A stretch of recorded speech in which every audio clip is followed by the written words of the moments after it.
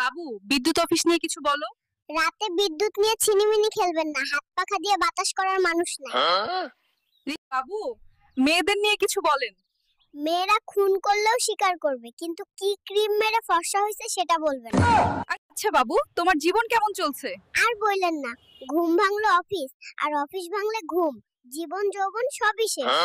আর আমাকে ছেড়ে দেন, আমি গরিব মানুষ, চাষাবাদ না করলে কি করে খাবো? তাই বলে তুই গাঁজা চাষ করবি? কিরে, হাঁস নিয়ে কোথায় যাস?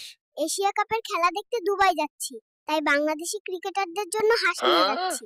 শালার পাখি, আর কোন জায়গা পাইলি না? তোর কাছে আমার মাথায় পছন্দ হলো।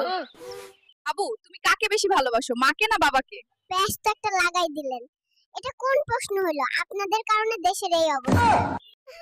কি গো মামু, দৌড়াচ্ছ কেন? আরে মামু বইলো না, বাড়িতে ডাক্তার আসছে আমার টুনটুনি কাটতে, তাই পালাইতাছি। সকাল থেকে রাত পর্যন্ত ঘরের সব কাজ একা একা করি।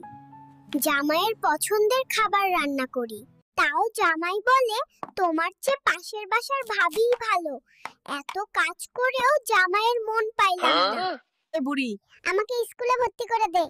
তুই হইলি তোর দাদার মতো লুচ্চা। তোরে স্কুলে ভর্তি করলে মেয়ে নিয়ে টাঙ্কি মারবি। বাংলাদেশের রাজধানী হলো ঢাকা, আর ঢাকার বাসগুলো দেখলেই বোঝা যায় আমি কোন ফকিন্নির দেশে আছি। বাবুরা, তোমাদের দাবি কি? আমাদের দাবি হলো ঔষধ কোম্পানির লোকদের বিরুদ্ধে ব্যবস্থা নিতে হবে। ওষুধ কোম্পানির লোকদের কারণেই ডাক্তারেরা নষ্ট হচ্ছে। তাদের লোভনীয় অফারের কারণে ডাক্তাররা তাদের কোম্পানির ওষুধ লিখে, যার কারণে রোগীদের ভোগান্তি পোহাতে হয়।